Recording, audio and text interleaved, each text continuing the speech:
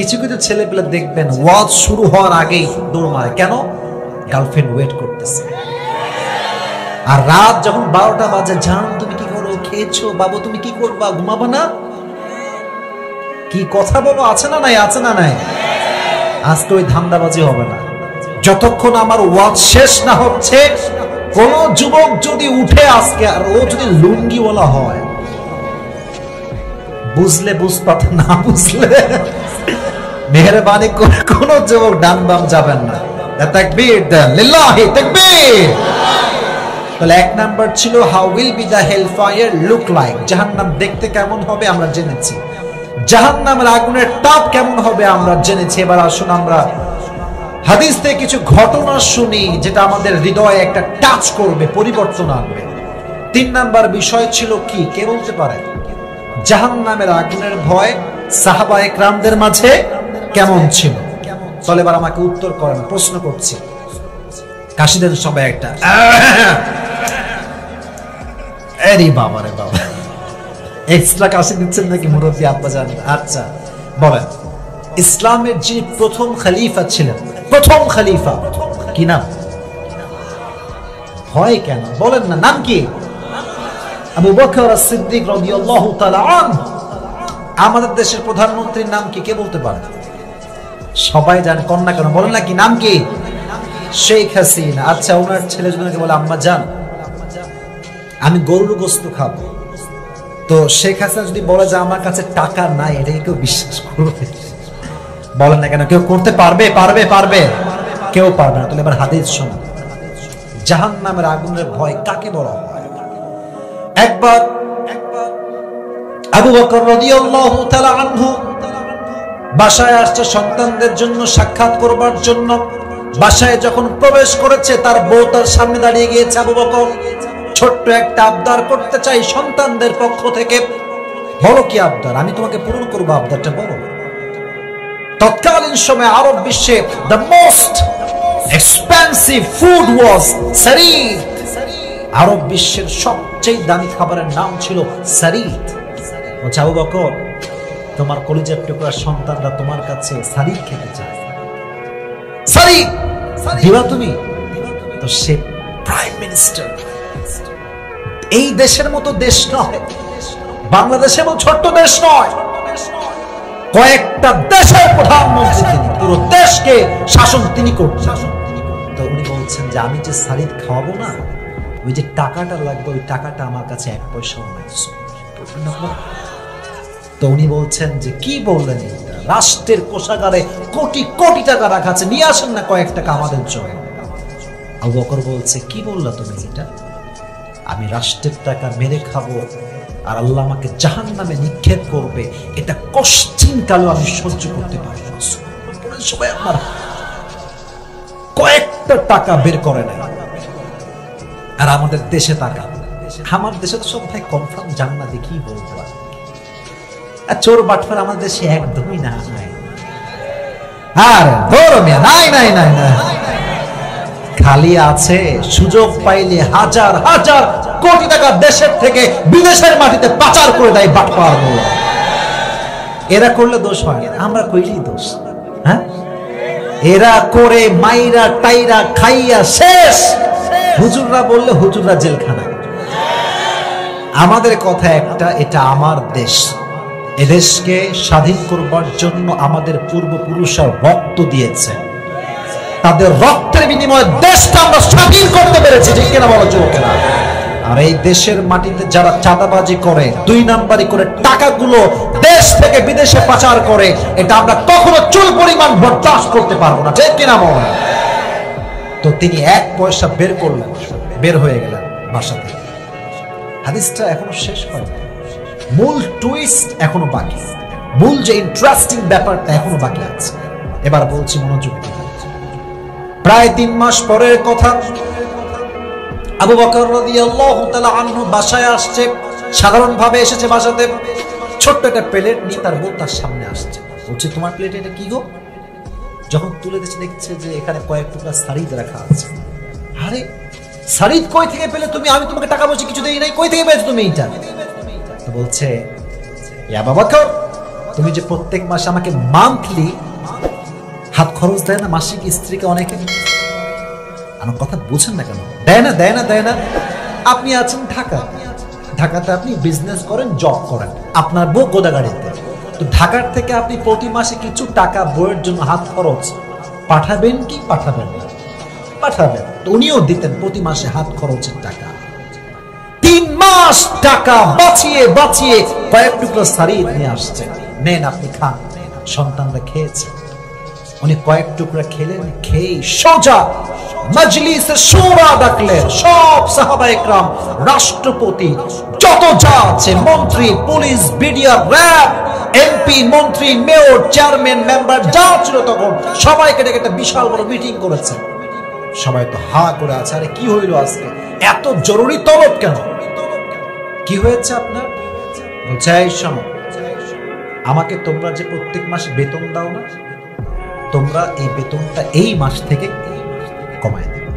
তো সবাই বলছে কেন বেতন কমাবো কেন? বলছে আমার যে বেতন তোমরা দাও, এই বেতন থেকে কয়েক টাকা বাঁচিয়ে আমার বউ শাড়ি কিনেছে, তার মানে এটা স্পষ্ট প্রমাণ হয়েছে এর চাইতে কম টাকা তো আমার উপরে ঘর সংসার চলে যাবে। তো একজন যুবক, সব যুবক তো একরকম হয় না, কিছু যুবক ঘাট ঠেরাও হয়। কথা ঠিক আছে কি বলেন যুবক ভাই? তো মাঝখান থেকে একজন যুবক দাঁড়িয়ে গেছে, বলছে হুজুর একটা অবজেকশন আছে। কি অবজেকশন? অবজেকশনটা হচ্ছে এইরকম যে হুজুর আপনি তো আমাদেরই কাজ করেন, আপনি তো আমাদেরই খেদমত করছেন, কয়েক টাকা বেতন এটা গেলে কি সমস্যা, রাখেন না সব আপনি আপনার জন্য। উনি একটা জবাব দিয়েছেন, বলছেন তোমার ওই সামান্য কয়েক টুকরার জন্য, টাকার জন্য যদি আমি আবু বকর জাহান্নামের ভয়ঙ্কর আগুনে নিক্ষেপ হই, তার চাইতে আমি না খেয়ে মরে যাব, 1 টাকা কখনো কারো মেরে খেতে পারবো। কেমনে বোঝাবো আপনাকে? আমি আগুনের ভয়টা আপনাকে আমি কেমনে বোঝাবো? কোন ভাষায় বোঝাবো? আমি don't have that language and expression. কিচ্ছু না আমার কাছে বোঝাবো। বলেন তো ইসলামের দ্বিতীয় খলিফার নাম কি ছিল? মাশাআল্লাহ, এখানে মাশাআল্লাহ অনেক অ্যাক্টিভ আছে। বলেন সবাই কি নাম ছিল? আবার আরেকটা প্রশ্ন, হয়তো উত্তর সেম হবে বাট প্রশ্ন বুঝবেন। এই পৃথিবীতে সবচেয়ে বাহাদুর বীর পুরুষ রাষ্ট্রনায়ক যিনি ছিলেন তার নাম ওমর ফারুক রাদিয়াল্লাহু তাআলা আনহু। আচ্ছা, আপনাদের গোদাগাড়ি মসজিদে জুমার নামাজে খতিব সাহেব মেম্বারে দাঁড়িয়ে কি দেয়? বলেন না কেন, কি দেয়? খুতবা। উনিও তখন খুতবা দিতেন। আমার হাতে দিকে তাকান, লুক এট দ্য ড্রেস। এটা কি পাঞ্জাবি না জুব্বা? গোদাগাড়ির গায়ে। আচ্ছা ভয় পান কেন? পাঞ্জাবি না জুব্বা? জুব্বা, স্পষ্ট জুব্বাই। পাঞ্জাবি হচ্ছে there are two quality of panjabi, একটা হচ্ছে হাঁটুর উপরে আর একটা হাঁটুর নিচে। ঈদ আসলে বুঝবেন, যারা হাঁটুর উপরে পাঞ্জাবি পরে এটাকে বলা হয় this is called short panjabi. যারা হাঁটুর নিচে আরো একটু লম্বা পরে এটাকে বলা হয় লং পাঞ্জাবি। আর যেটা একদম গোল টাকনু বরাবর যায় দিস ইজ কল্ড জুব্বা। এটার নাম কি যুবক ভাইরা? জুব্বা। আচ্ছা বলেন, জুব্বা যদি শর্ট হয়, হাঁটু বরাবর হয়, এটা কি মানায়? মানায়? উনি খুতবা দিচ্ছেন, লম্বা জুব্বা একদম টাকনু থেকে আর একটু নিচের দিকে নেমে ঝুলে গেছে। মাঝখান থেকে একজন যুবক খুতবার মাঝখানে দাঁড়িয়ে বলছে, চলো কি খবর? তুমি মনে হয় রাষ্ট্রের টাকা মেরে খেয়ে জুব্বা লম্বা করছো, তাই না? নাউজুবিল্লাহ, নাই আপনাদের সবাই। ওমর ফারুক রাষ্ট্রের 1 পয়সা মাইরা খাইতে পারে? যুবক ভাইরা বলেন বলেন। তো এই কথা শুনে আয় হায়, এই কথা তো বললে আমার দেশের কথা আগে মনে পড়ে। প্রধানমন্ত্রীকে এই কথা, কোনো রিয়াকশন নাই, জাস্ট একটা মুচকি হাসি। আর আমাদের দেশে কোথায় ইয়ার, ইয়ে তো বহুত দূর কি বাত है যে প্রধানমন্ত্রীকে কথা বলবে। সামান্য পাতি নেতা কয়টা চামচা টাইপের আছে।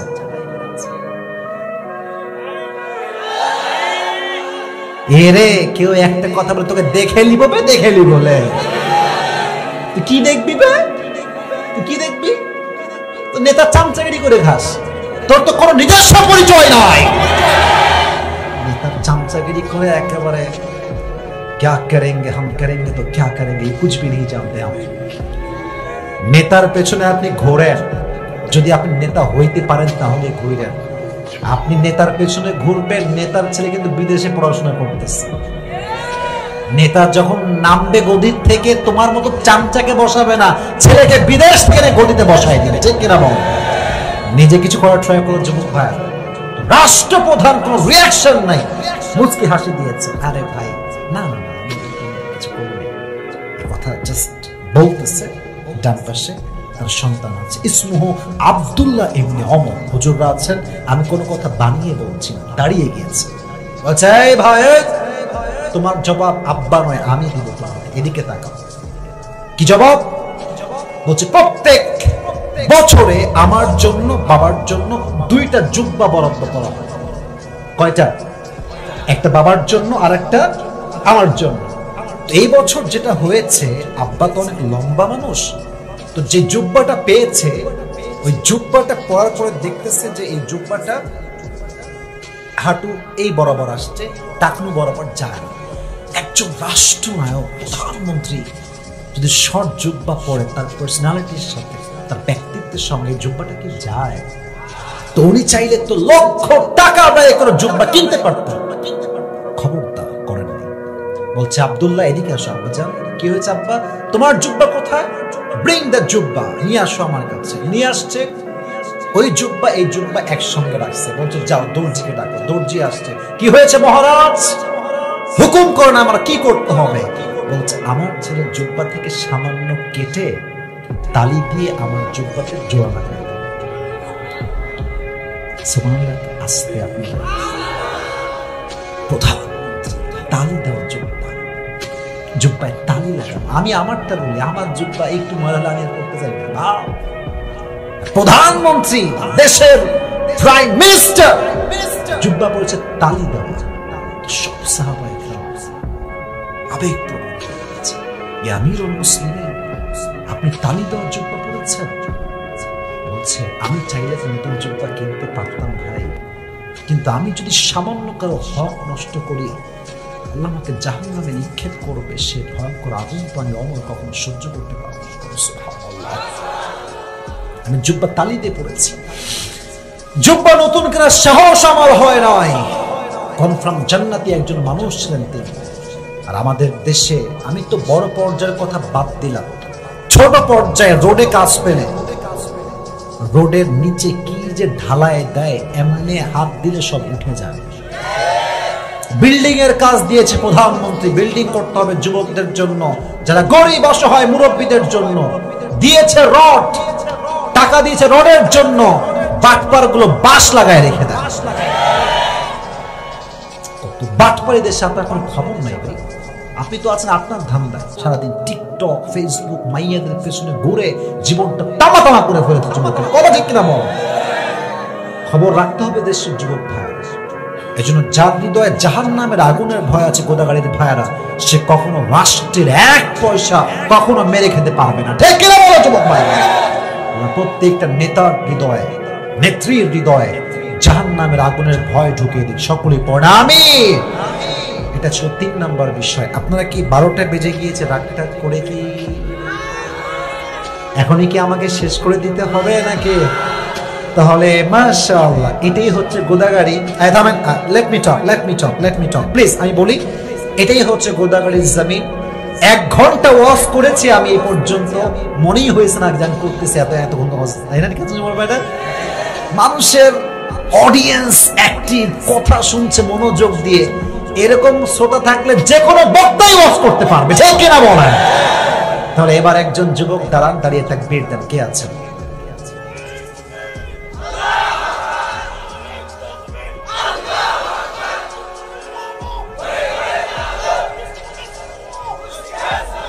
একজন কই যায়, লুঙ্গি वाला, कहां जा रहे हो यार तुम लोग?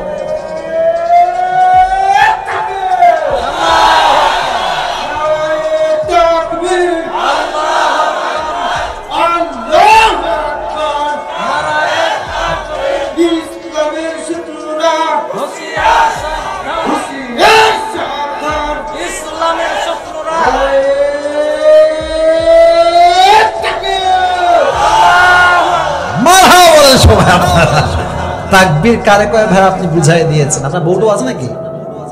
বউ নাই?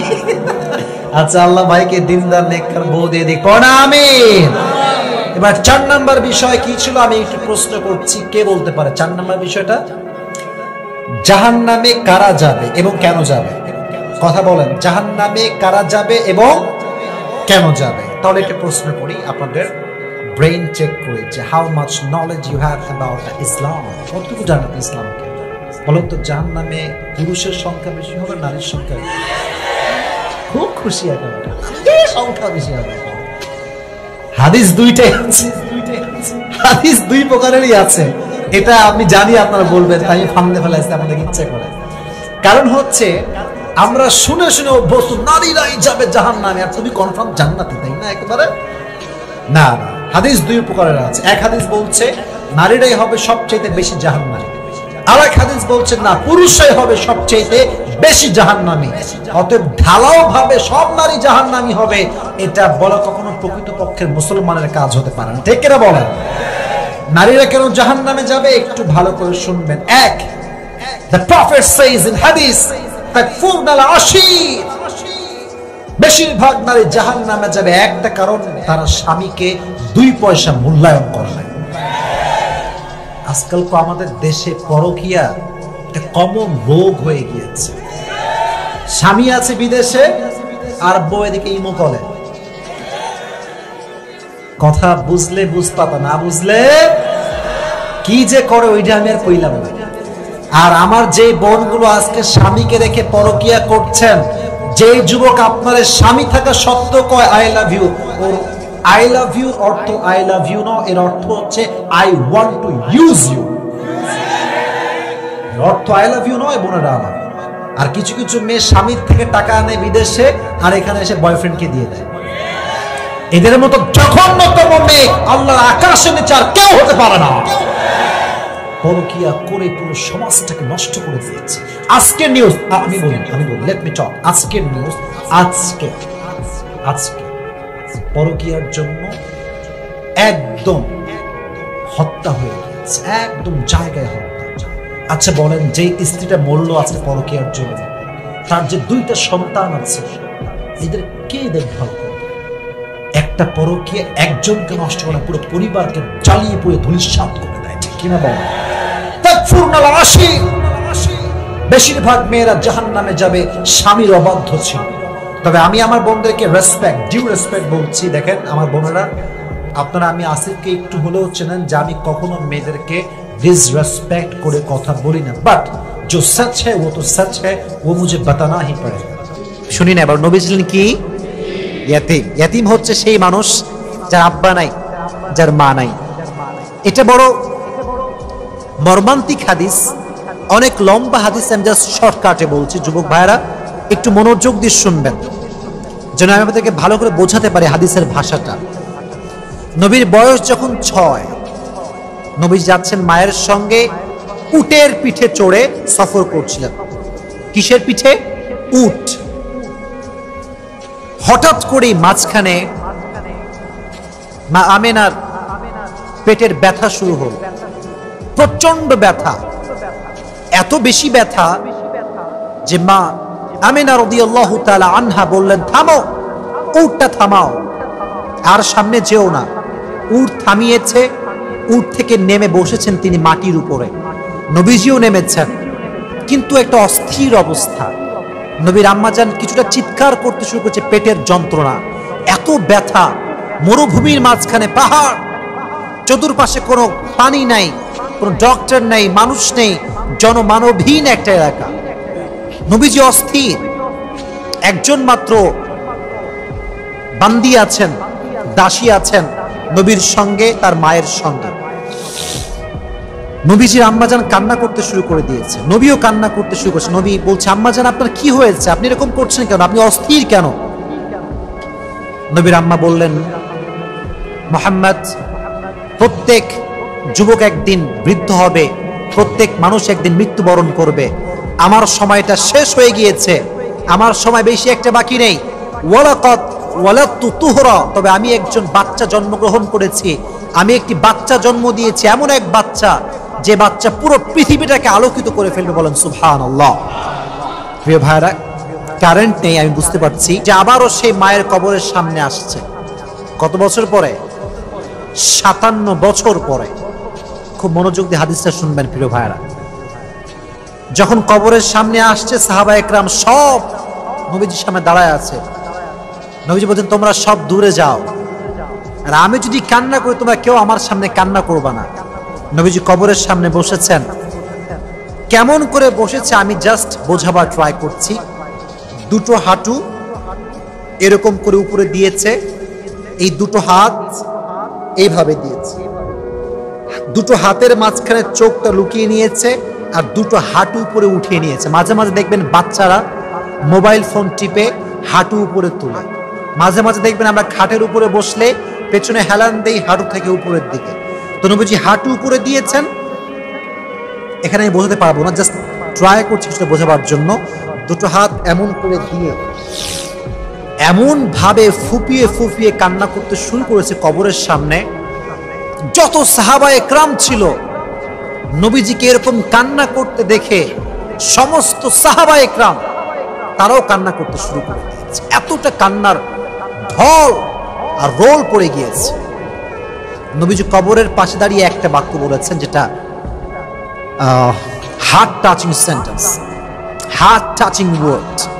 নবীজি বলছে, আম্মা জান, আপনি তো জানতেন যে আমার পৃথিবীতে কেউ নাই, আমার জন্মের আগে বাবা মারা গিয়েছে, একমাত্র আপনি আমার আপন ছিলেন, আপনি আমাকে রেখে কোথায় গেলেন?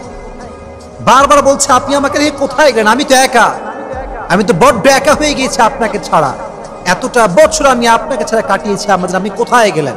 এই কথা বলছে আর কান্না করছে, পুরো দুই চোখ বেয়ে বেয়ে পানি পড়ছে। তখন তিনি বলছেন, সাহাবা একরাম শোনো, আমার আম্মা তো বেঁচে নেই, যদি আম্মা জান বেঁচে থাকতো, আর যদি আমি এশারের নামাজ দাঁড়াতাম আল্লাহু আকবার, আর আমার মা যদি আমাকে ঘর থেকে ডাক দিত ইয়া মুহাম্মদ, আমি আমার এশারের নামাজকে ছেড়ে আমি আমার মায়ের ডাকে সাড়া দিতাম। সুবহানাল্লাহ পড়া। সম্মান কাকে বলে? রেসপেক্ট কাকে বলে? স্ট্যাটাস কাকে বলে? কতটা সম্মান দিয়েছে।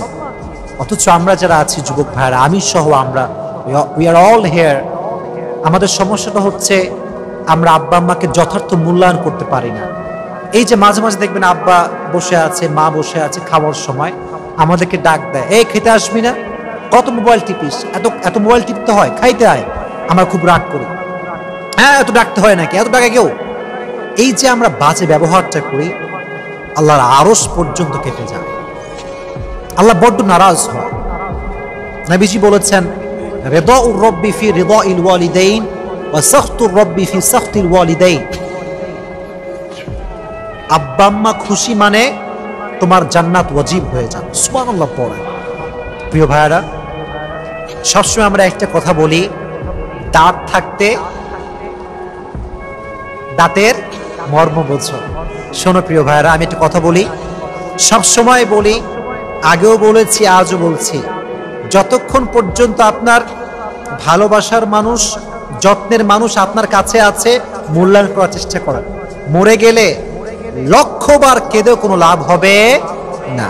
এজন্য সময় থাকতে আমরা চেষ্টা করব আব্বা আম্মার মূল্যায়ন করবার জন্য। যদি আমরা যথার্থ মূল্যায়ন করতে পারি, আমাদের জীবনকে ধন্য করে দিবে একজন। আওয়াজ দিয়ে বলেন, তিনি কে? তাহলে বোঝা গেল আজ থেকে আমরা মায়ের খেদমত মন থেকে করবো তো ইনশাআল্লাহ। শুনি না, জোরে বলতে হবে ইনশাআল্লাহ। তো নবীজি কবর থেকে উঠে আসলেন। আরেকটা হাদিস আমি শোনাতে চাই। ওমরে ফারুক রাদিয়াল্লাহু তাআলা আনহুর নাম শুনেছেন আপনারা সবাই? বলেন, শুনেছেন সবাই? সাধারণ সাহাবী না অসাধারণ সাহাবী? অসাধারণ সাহাবী। আরেকজন সাহাবী, তার নাম হচ্ছে আলী রাদিয়াল্লাহু তাআলা আনহু। দেখেন যুবক ভাইয়েরা, আব্বা আম্মার খেদমত কতটা বেশি জরুরি। এই হাদিসটা বলবো, তারপর আরেকটা হাদিস বলবো, আমাদের আলোচনা আজকে শেষ হয়ে যাবে। নবীজি বলেন, ইয়া ওমর, ইয়া আলী, আমার মৃত্যুর পরে একজন যুবক হজ করতে আসবে, তার নাম হবে ওয়াইস। তার নাম হবে কি? ওয়াইস। যখন সে আসবে তোমরা তার থেকে দোয়া নিবা। সুবহানাল্লাহ পড়লেন না? নবী হে, আমরা কেন তার থেকে দোয়া নিব? নবীজি বললেন, সে এমন একজন যুবক, সে আব্বা আম্মার খেদমত এত বেশি করেছে যখন আল্লাহর কাছে হাত তুলে আল্লাহর সঙ্গে সঙ্গে সব দোয়া কবুল করে নেয়। হাত তুললে দোয়া কবুল হয়ে যায়। তোমার দোয়া করাবো অবশ্যই তাকে দিয়ে। নবী চলে গেলেন, ইন্তেকাল করলেন। দীর্ঘ লম্বা সময় পর যখন হজের মৌসুম আসলো, সব লোক হাজিরা হজ করতে আসছে। ওমরে ফারুক দাঁড়িয়ে গিয়েছে, দাঁড়িয়ে বলছে, ইয়ামান গোত্রের কে কে আছো দাঁড়িয়ে যাও। অনেকজন দাঁড়িয়েছে, বলল বসে পড়ো। কোন গোত্র থেকে কে এসেছো দাঁড়াও। একজন লোক দাঁড়িয়েছে, বলছে এই তুমি কি ওয়াইস কে চেনো? বলছে হ্যাঁ। কে হয়? বলছে আমার ভাইয়ের ছেলে। আমার ভাইয়ের ছেলে। বলছে তাকে কেমন করে চেনো? কেমন ছেলে সে? বলছে একটু হালকা মেন্টাল, পাগল টাইপের।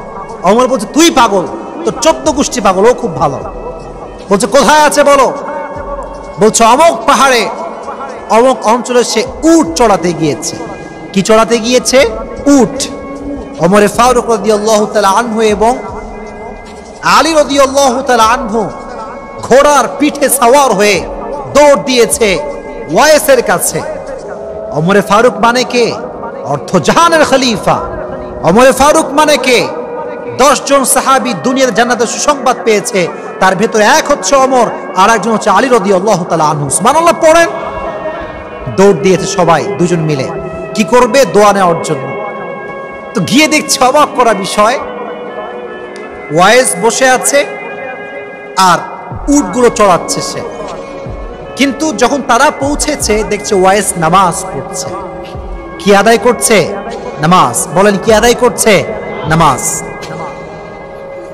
তো যখন দেখেছে যে পেছনে দুজন লোক আসছে, নামাজটা শর্টকাট করে দিয়েছে।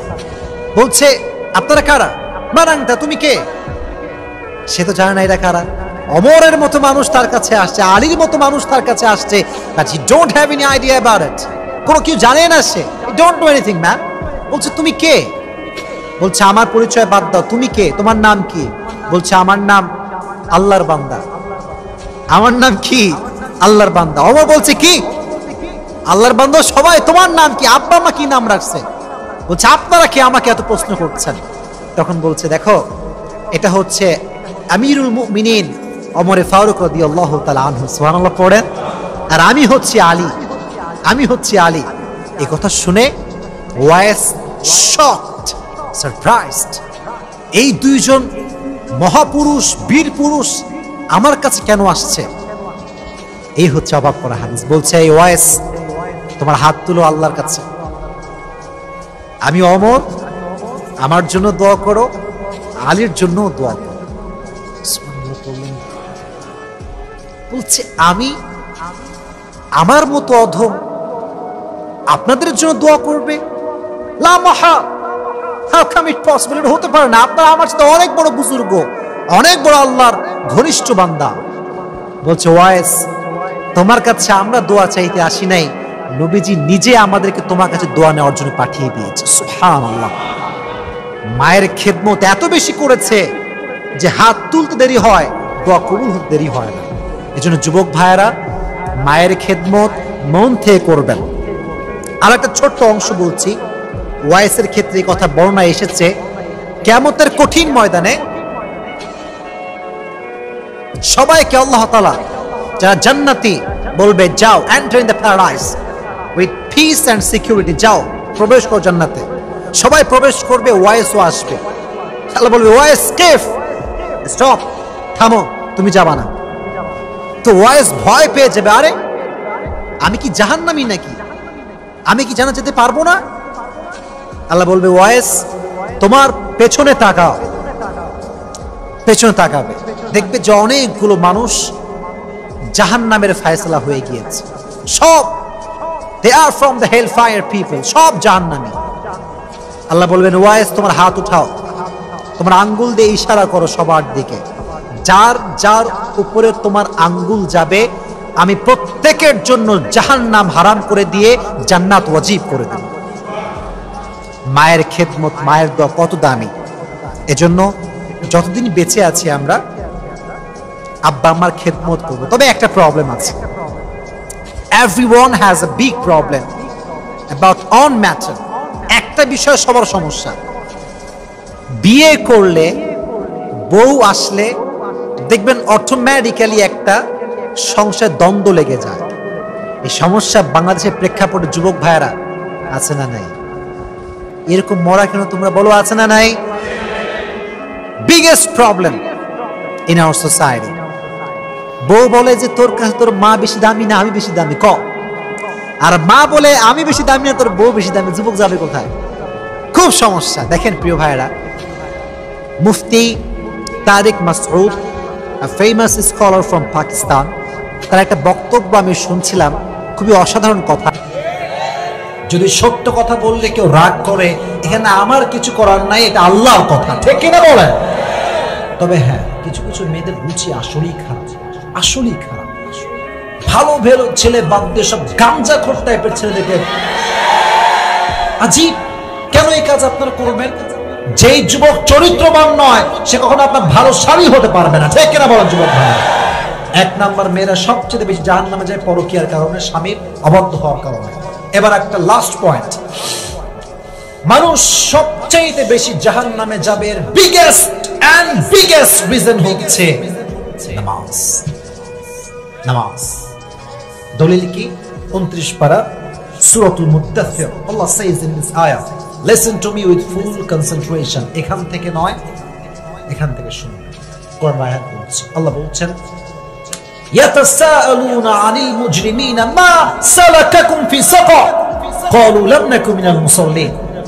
On the day of judgment, the people of hellfire, they will be asked about what is the sin that brought you in the hellfire। তোমার কোন গুনাহ তোমাকে আজকে জাহান্নামে নিয়ে আসছে বলো। এবার জাহান্নামীরা উত্তর দিবে, যুবক ভাইরা ভালো করে আমার কথাটা শুনবেন। জাহান্নামীরা ডাক দিয়ে বলবে, আমরা দাড়িওয়ালা ছিলাম, টুপিওয়ালা ছিলাম, আমরা দান করতাম, সামাজিক কাজ করতাম, অনেক নসিহত করতাম মানুষের সামনে দাঁড়িয়ে দাঁড়িয়ে, বিশাল বড় নেতা ছিলাম, সামাজিক রাষ্ট্রনায়ক ছিলাম, বাট একটা অন্যায় আমরা করেছি, আমরা 5 ওয়াক্ত নামাজ ঠিকঠাক পড়ি নাই। নাউজুবিল্লাহ। We were not from the musalli, we were not used to about perform the salah। আমরা নামাজি ছিলাম না, একটা কারণ আমাদেরকে জাহান্নামে নিয়ে আসছে, একটা কারণ। ইসলামের সর্বশেষ বীর পুরুষ যিনি ছিলেন, তার মতো রাষ্ট্রনেতা কেউ আসে নাই, ওমর ফারুক রাদিয়াল্লাহু তাআলা আনহু। এই হাদিসটা একদম মন দিয়ে শুনবেন, একটা লম্বা ঘটনা। একজন যুবক আসছে, একজন যাবেন না, মুরব্বী আব্বা যান, যায়েন না আব্বা যান, 12টা বেজে পাড়তায় চলে যাচ্ছেন, আচ্ছা ওয়াশরুমে গেলে যান। শ্রোতা আগেও যেমন এখনো তেমন, দোয়া পর্যন্ত থাকবে তেমন, ঠিক কিনা বলো যুবক ভাই? আমার ওয়াদা কমিটি জানে যে আমি 1 ঘন্টা ওয়াজ করার ওয়াদা করেছি আজকে, বাট যেহেতু ওয়াজ শুরু করেছি, 1 ঘন্টা দেখার টাইম নাই, ওয়াজ যতক্ষণ শেষ না হবে ওয়াজ আজকে চলতেই থাকবে, ঠিক কিনা? এসে বলছে, অমর একটা কমপ্লেইন করতে চাই, একটা অবজেকশন আছে। কি অবজেকশন বলো? আমার যেই মালিক আছে, যেই মনিব আছে, আমার কাছে প্রত্যেক দিন সেই মনিব 5 দিরহাম চার্জ করে। বলো যুবক ভাইরা, কয় দিরহাম চার্জ করে? 5 দিরহাম। তো আপনি আমার মালিককে বলে এটাকে একটু কমায় দেন। তো বলছে, তাই? তুমি কি কাজ করো? তো বলছে, আমি তো খঞ্জর বানাই, চাকু, বিশাল লম্বা লম্বা চাকু, চাকু ছুরি নাম গোদাগাড়ির ভাইরা শুনছেন তো আপনার সবাই, নাকি নাকি লম্বা লম্বা চাকু বানাই। তবে হ্যাঁ, নাকবাদাতুহু ফি ওয়াসাতিহি, এই চাকুর হ্যান্ডেলটা হয় মাঝখানে, ডানেও চাকু বামেও চাকু। বলছে, তাই? তুমি তো বিশাল ধনী ভাই, কারণ মদিনাতে কেউ চাকু বানাতে পারে, তুমি একমাত্র মানুষ যে চাকু বানাতে পারে। তোমার দিরহাম 6 দিরহাম নয়, 10 দিরহাম হওয়ার কথা। এই কথা শুনে অমরকে বলছে, ও অমর, ও আচ্ছা আচ্ছা, অন্যরা আসলে তুমি নরম হও, আর আমি তো মুসলিম নই, তাই সবাই বেলায় নরম, আমার বেলায় কি হচ্ছে তুমি গরম। দাঁড়াও, খেলা করে তোমার আমি দেখাচ্ছি। বের হয়ে গিয়েছে। 2-1 জন যারা উঠছো, তোমরা কই যাচ্ছ? 12টা বেজে 5টা, আমি দোয়া করে দিব যুবক ভাইয়েরা। এখন আমার যে দায়িত্ব, আমি কিন্তু আমার দায়িত্ব পালন করেছি। এখন যদি 2-1 জন যুবক উঠে যায়, এর মেসেজটা হচ্ছে যুবক ভাইয়েরা বলেছে, রাত 12টা বেজে পার হয়ে গিয়েছে, আমরা ওয়াজ শুনবো না। আপনারা কি শুনবেন? শুনে যাবেন তো ইনশাআল্লাহ। 2-1 জন লোক মাহফিলে আসে বক্তার চেহারা দেখার জন্য। এরা চেহারা দেখে 1 ঘন্টা, তারপর আর চেহারা দেখতে চায় না। বাদাম খায়, ভাজা খায়, পোল্ট্রি খেয়ে বেড়ায়, ঠিক কিনা বলেন যুবক ভাই? তবে হ্যাঁ, তোমরা যারা বসে আছো তোমাদের ফ্যামিলি যদি কাছাকাছি হয় কেউ যাবা না, আমি খুব শর্টকাটে শেষ করছি। পুরস্কার নিয়ে আজকে আমার বাসায় যাবো, রাজি আছেন তো ইনশাআল্লাহ? তো এবার ডাক দিয়ে বলছে, ওমর আমার তুমি দিরহাম কমানে তোমার বিচার আমি নিজেই করব। এবার সে বাসায় ফিরে আসছে। বাসায় ফেরার পরে লম্বা রাত ধরে একটা বিশাল লম্বা ছুরি বানিয়েছে ওমরকে হত্যা করবার জন্য। শীতকালে আমরা কি মুড়ে দিই যুবক ভাইরা, মুরব্বীরা? চাদর। এদিকে তাকান, আমি একটু প্র্যাকটিক্যালি বোঝাই। এদিকে লুক এট মাই ফেস। চাদরটা এমনি নিয়ে, এই যে মেয়েরা হিজাব পরে না, এই নেকাব যেটা পরে দেখবেন একদম এই যে নাক বরাবর চোখের নিচে, তো এমনি চাদর দুইটা ভাঁজ, একটা এখান দিয়ে দিয়েছে নাক ঢাকা পুরো মুখ সহ, আর একটা কপাল দিয়ে দিয়েছে ভুরুটাও ঢাকা। His face is totally covered by নিকাব, পুরোটা ঢেকে ফেলেছে, শুধু চোখটা দেখা যায়। আর এই পুরো পেটের এখানে লম্বা একটা ছুরি নিয়ে ওমরকে হত্যা করবার জন্য আসছে। যখনই সে এসেছে ফজরের নামাজ পড়বার জন্য, আল্লাহু আকবার তাকবীর দিয়ে শুরু করেছে নামাজ, সানা পড়েছে। যখন তিনি রুকুতে যাবে, পেছন থেকে আবু লুলু আল মাজুসি ছুরিটা বের করে সোজা ওমরের পেট বরাবর তিনটা জোরে স্ট্যাবিং দিয়েছে। এই চাকু দিয়ে যখন ঘুরাইছে, এমনে পুরো পেট তিনবার এমনে ধরে, একবার আবার একবার আবার পুরো পেট কেটে নাড়ি ভুঁড়ি গোস্ত যা ছিল সব বের হয়ে গেছে। নাউজুবিল্লাহ পড়বেন না আপনার সবাই? যখন এই নাড়ি ভুঁড়ি বের হয়ে গিয়েছে, ওমর সেন্সলেস, অজ্ঞান, আর চিৎকার দিয়ে বলছে, কতালানি আল কালব, আমাকে একটা কুকুর মেরে ফেলেছে, আমাকে বাঁচাও। চিৎকার দিয়ে ওমর অজ্ঞান হয়ে পড়ে গিয়েছে। ওমর যখন পড়ে গিয়েছে, সব দৌড়তে আসছে, ওমরকে বাঁচাও। তাকে ধরে ডান দিকে নিয়ে যাওয়া হয়েছে। ওমরের জায়গায় আর একজন ইমাম এসেছে নামাজ পড়াবার জন্য। ওমর চুপচাপ শুয়ে আছে, জ্ঞান নাই, সেন্সলেস, হি হ্যাডন্ট সেন্স, কোনো জ্ঞান নাই। এবার সব চিকিৎসকরা আসছে। আমার দিকে প্র্যাকটিক্যালি হাদিসটা বুঝবেন। এটা কিসের বোতল? বলটা কিসের বোতল? ওমর শুয়ে আছে, ওমরের এই যে মুখটা আছে, মুখটা এরকম হা করে এভাবে পানি দিয়েছে, পানি খাওয়ানোর জন্য, বাঁচানোর জন্য। পানিটা ঢুকেছে গলা দিয়ে গিয়ে, পেট যেহেতু পুরোটা কেটে ফেড়ে গিয়েছে, পানি দিচ্ছে, পানিগুলো পেট দিয়ে গল গল গল গল করে বের হয়ে যাচ্ছে, পানি খাচ্ছে। এই দুধ নিয়ে আসো, দুধ নিয়ে আসছে। ওমরের মুখটা হা করে হালকা দুধ দিয়েছে, দুধ যায় গলা দিয়ে ঢুকে, পেট পুরো কাটা, পেট দিয়ে সব দুধ বের হয়ে যায়। এই দৃশ্য দেখে সাহাবায়ে কেরাম সব কান্না শুরু করে দিয়েছে। ডাক্তাররা বলছে, উই আর সো সরি, আমরা আর পারবো না, ওমর মারা যাবে, আমাদের কিচ্ছু করার নাই। এই কথা বলে ডক্টররা কান্না শুরু করেছে। এবার আমার চোখের দিকে তাকা, ওমরে ফারুক সেন্সলেস, কোনো জ্ঞান নাই। হঠাৎ করে চোখটা একদম হালকা একটু খুলেছে, চোখটা হালকা খুলে প্রথমে চিৎকার দিয়ে সন্তানের কথা বলে নাই, বাবার কথা বলে নাই, রাষ্ট্রের কথা বলে নাই, মায়ের কথা বলে নাই, বউয়ের কথা বলে নাই। প্রথমেই চোখটা খুলে বলছে, সাহাবায়ে কেরাম শোনো, আসাল্লান নাস, আমি যে অজ্ঞান হয়েছিলাম নামাজ পড়াবার সময়, আমার অজ্ঞান হওয়ার পরে সাহাবায়ে কেরাম কি সেই নামাজগুলো জামাতের সঙ্গে আদায় করেছিল? এদিকে পেটের সব নাড়ি বের হয়ে আছে, রক্ত বের হয়ে আছে, পুরো জায়গাটা রক্তে জর্জরিত হয়ে আছে। মারা যাবে সে, সঙ্গে সঙ্গে বলছে, আসাল্লান নাস, হ্যাভ দে পারফর্মড দ্য সালাতুল ফজর আফটার মি, তারা কি পড়েছিল ফজরের নামাজটা? সাহাবায়ে কেরাম হাতটা ধরে বলছে, ইয়া আমিরুল মুসলিমিন, আমরা সবাই যারা ছিল, আর একজন ইমামের মাধ্যমে নামাজটা হয়েছে। এটা শুনে ওমরে ফারুক মুচকি হাসি দিলেন, আর কালেমা পড়তে পড়তে রবের কাছে ফিরে গেলেন। ওমরে ফারুক নামাজের কি খবর রেখেছেন জান্নাতের সার্টিফিকেট পাওয়ার পরে। তুমি কই থেকে সার্টিফিকেট পেয়েছো আমাকে বলো। যে আমি সার্টিফিকেট পাইছি হুজুর, যে আমি কনফার্ম জান্নাতি, তাই আমি নামাজ পড়ি না। 5 ওয়াক্ত নামাজের আজান হয় বিকাল বেলা, যুবকরা আজানের সময়ও পাবজি ফ্রি ফায়ার খেলে, নামাজ হওয়ার সময় পাবজি ফ্রি ফায়ার খেলে, ঠিক কিনা বলো যুবক ভাই? আজান হচ্ছে, খেলতে আছে, প্রেম করতে আছে, পার্কে ঘাটে রাস্তায় সব চলছে। আর সবচেয়ে জঘন্যতম জায়গা হচ্ছে গ্রামের ভিতরে এই চায়ের দোকান। এর চাইতে জঘন্য জায়গা কিচ্ছু হতে পারে না।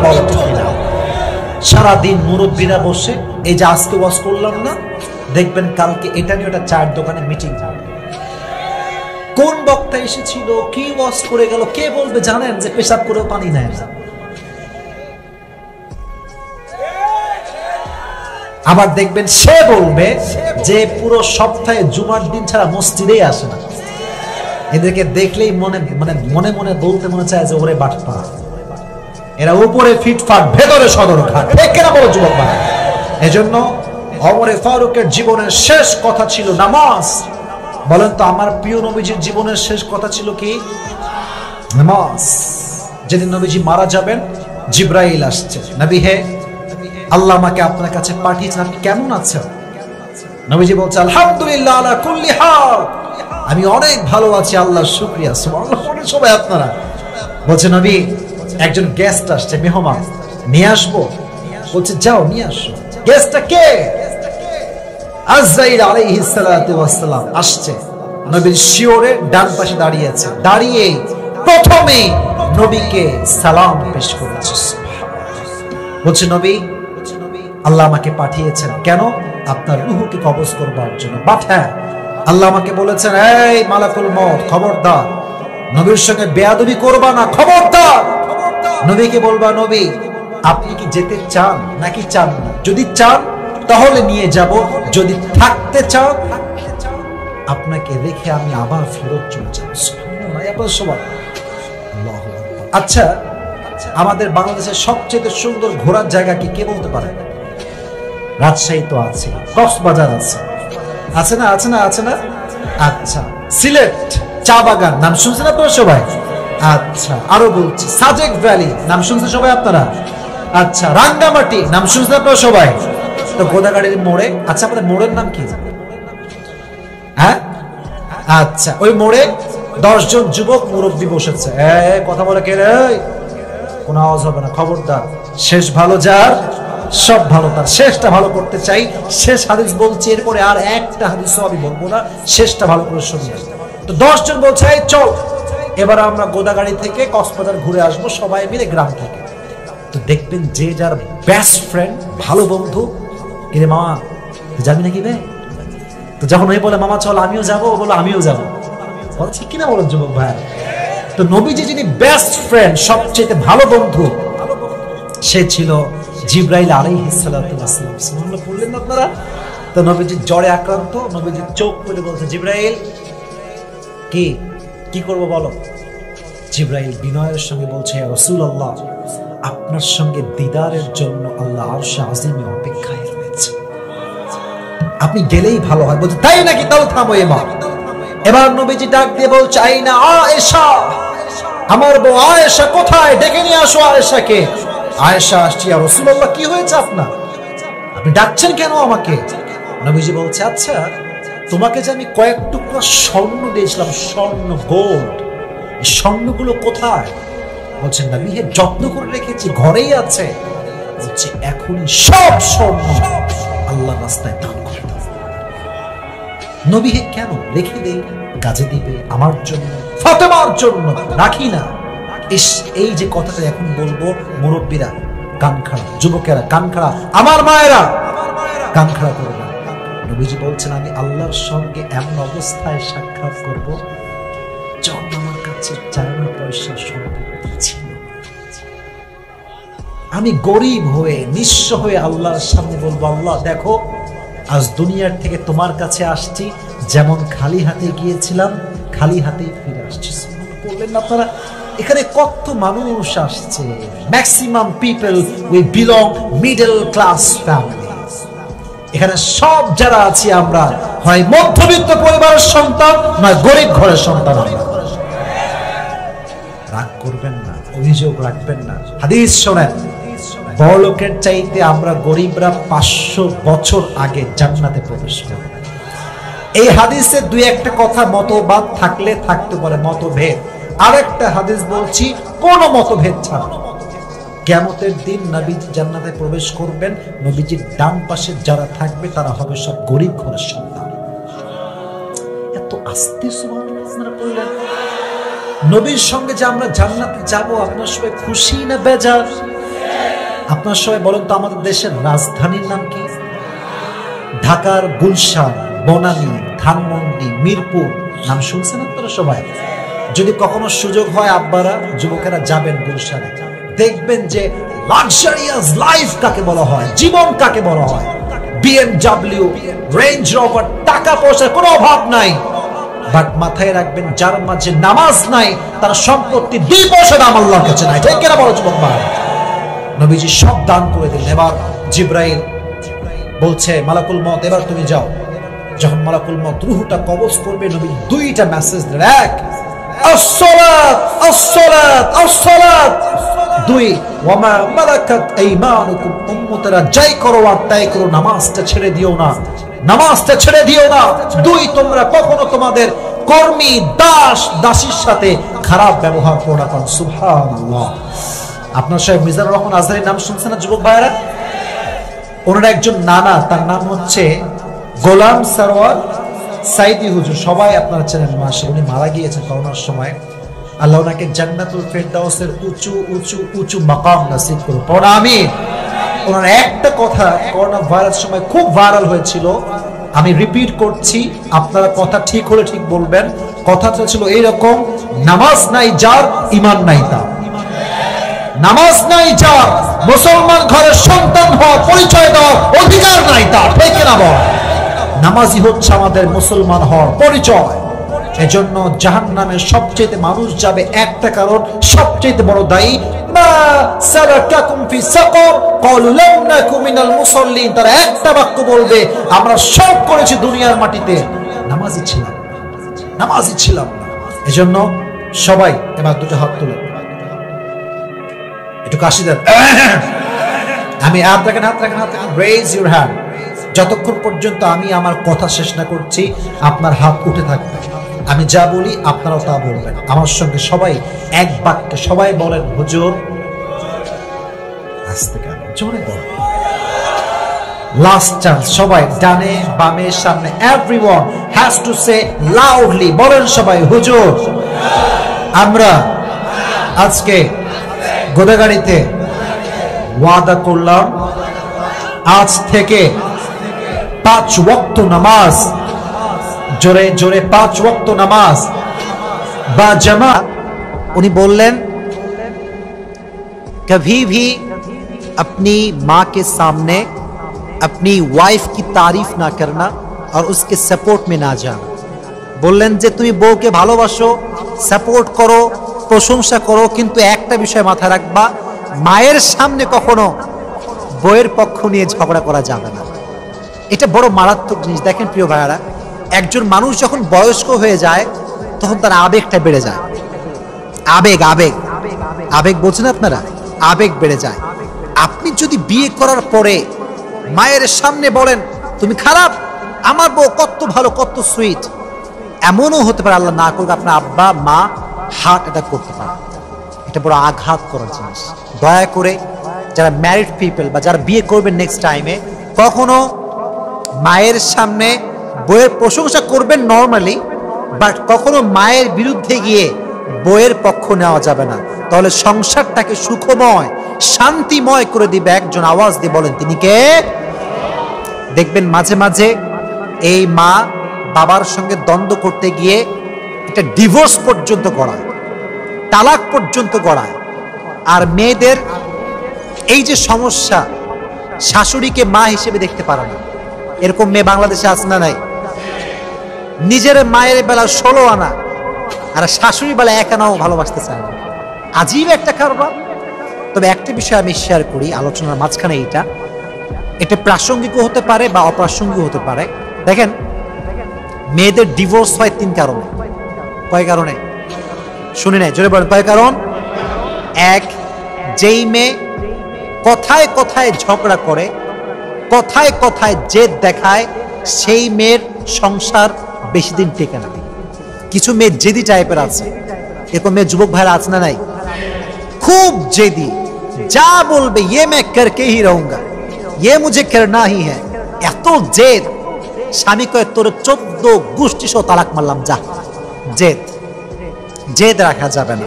আমার বোনেরা, আমরা যারা আমাকে অনলাইনে শুনবেন, প্রিয় বোনেরা, আমি আপনাদেরকে I am requesting you from my heart, আপনি এই জেদি টাইপের অ্যাটিটিউড বিলং করবেন না, 1 নাম্বার। 2 নাম্বার, নারীদের ডিভোর্স যে কারণে হয় সেটা হচ্ছে মুখে মুখে তর্ক করে। এরকম মেয়ে আছে না? স্বামী যদি বলে শালি, স্বামী যদি বলে শালি, বউ বলে শালার বেটা শালা, তো 14 গোষ্ঠী শালা, কথায় কথায় তর্ক করে। ঠিক না, এটা ঠিক না। মনে রাখবেন, কোন পুরুষ সে নারীকে পছন্দ করে না যে নারী কথায় কথায় তর্ক করে। নারীর সবচেয়ে সুন্দর গুণ হচ্ছে নারী হবে বিনয়ী, নারী হবে সভ্য, নারী কথায় কথায় তর্ক করবে না। এমন নারী যদি কোনো মেয়ে হতে পারে, পুরুষ তার প্রেমে পড়বে, পুরুষ তাকে ভালোবাসবে, আজীবন তার সঙ্গে সংসার করবে, এখানে কোনো সন্দেহ থাকতে পারে? তো বোনেরা আমার, কথায় কথায় তর্ক করবেন না, একটু চুপ থাকেন। মনে রাখবেন, শত্রুর জন্য সবচাইতে বড় জবাব হচ্ছে চুপ থাকা। যে চুপ থেকে জবাব দিতে পারে, এর মতো জবাব পৃথিবীতে আর কিছু হতে পারে না। তুমি আমাকে গালি দিচ্ছ, আমি চুপ আছি। তুমি আমার বদনাম করছো, আমি চুপ আছি। আমি চুপ থাকার মাধ্যমে প্রমাণ দিয়েছি আমার মাঝে সবরের গুণ আছে। আর যার মাঝে সবরের গুণ আছে, ধৈর্যের গুণ আছে, পৃথিবী কোনো শক্তি তাই কখনো পরাজয় করতে পারবে। যুবক ভাইয়েরা, চুপ থাকবেন আপনারাও। আর বোনদেরকেও বলবো, দয়া করে মেহেরবানি করে কথায় কথায় তর্ক করবেন। আল্লাহ আমাদের বোনদেরকে বোঝার তৌফিক দান করুন, সকলেই পড়ে আমিন। তাহলে 1 হচ্ছে জেদ, 2 নাম্বার কি? কথায় কথায় তর্ক, 3 নাম্বার হচ্ছে অতিরিক্ত রাগ। এরকম মেয়ে আছে না? অতিরিক্ত রাগ, রাগ করে খায় না, কারোর দিকে তাকায় না, শ্বশুরের সঙ্গে কথা বলে না, বলে এই তুই আমার ভালোবাসিস? স্বামী বেচারা অসহায় মানুষ, কি বলবে? বলে হ্যাঁ ভালোবাসি। যদি আমাকে ভালোবাসিস, আজ থেকে তোর মা থাকবে এক বাড়ি, আমি থাকবো আরেক বাড়ি। এরকম কন্ডিশন, শর্ত বাংলাদেশ অনেক বউরা দেয় না? কথা বলা দেয় কি দেয় না? এটা ঠিক না। এই জেদ, এই রাগ সংসারকে ভেঙে চুরে চূর্ণ বিচূর্ণ করে দেয়। আল্লাহ তাআলা প্রত্যেকটা মেয়েকে বিনয়ী হওয়ার এবং রাগবিহীন হওয়ার তৌফিক দান করুন, সকলেই পড়া আমিন। তো যেটা বলছিলাম, একটা হাদিস বলবো, বুখারী শরীফের হাদিস, এবং এটা আমার শেষ কথা, শেষ ওয়াজ। হাদিসে এসেছে, আমাদের জাতির পিতার নাম কি বলতে পারবেন? মাশাআল্লাহ, একজন বলেছে, কেউ বলে নাই। বলেন জাতির পিতার নাম কি? ইব্রাহিম আলাইহিস সালাতু ওয়াস সালাম। ওনার একজন সন্তান ছিল, নাম কি ছিল? ইসমাইল। নাম কি ছিল? ইসমাইল। খুবই শর্টকাটে বলছি, যেহেতু খুব গরম, তবে ওয়াজগুলো ভালো লাগছে না আপনাদের সবার? শিক্ষা আছে না নাই? আচ্ছা, এটা খুবই খুবই সুন্দর হাদিস, বুখারী শরীফ থেকে বলছে। ইসমাইল যখন যুবক অবস্থায় ছিলেন, তিনি একজন মেয়েকে বিয়ে করলেন। তো আল্লাহর আদেশ, যখন ইব্রাহিম আলাইহিস সালাতু ওয়াস সালাম বহুদিন পরে ইসমাইলের বাসায় বেড়াতে আসলেন, দরজায় নক করলেন, কে আছে বাসার ভেতরে? কোনো জবাব নাই। হঠাৎ করে একটা মেয়ে আসছে, কর্কশ ভাষায় বলছে, কে? মান আনতা? তো তিনি বলছেন যে আমি একজন মুসাফির, আমি একজন আগন্তুক ব্যক্তি। তুমি কি ইসমাইলের ওয়াইফ? বলছে ইয়েস, আমি ইসমাইলের ওয়াইফ। তো ইব্রাহিম আলাইহিস সালাতু ওয়াস সালাম পরীক্ষা নেওয়া শুরু করলেন, বললো যে তুমি কেমন আছো? বলছে ভালো নাই, অবস্থা খুবই খারাপ। বলছে তোমার স্বামী কেমন আছে? বদমাইশ, ভালো না। তোমার সংসার কেমন? তাও ভালো না। সব কিছুতেই নাশুকরি। একটা কথা বলি, নবী তো নবী, নবী কখনো খারাপ হতে পারে? দ্যাট মিনস এই মেয়েটা অকৃতজ্ঞ নারী, শুকরিয়া আদায় করতে পারে না।